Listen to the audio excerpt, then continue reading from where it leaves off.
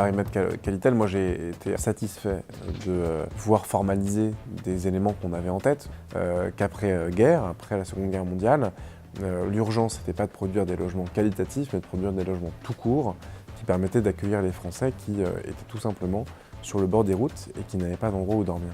On constate en effet qu'il y a une rupture très forte entre les logements qui ont été produits avant les années 80 et ceux qui sont produits après les années 80.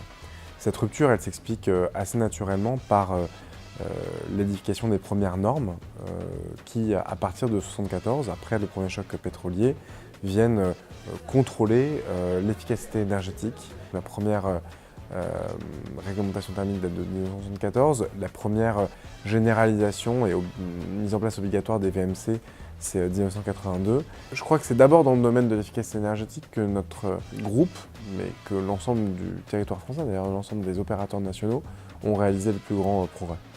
Alors la solution magique, ça serait effectivement de tout démolir et de tout reconstruire, sauf qu'elle est financièrement impossible. Donc dans ces conditions, il faut procéder à des travaux de réhabilitation permanents sur le patrimoine existant, sachant que dans le patrimoine ancien, on est régulièrement à des niveaux de 300 à 350 kWh produits par logement émis. Quand on a réhabilité un patrimoine ancien, un patrimoine existant, on atteint en termes d'efficacité énergétique à peu près 80 kWh, c'est-à-dire presque 2 fois plus que ce qui est attendu dans le neuf.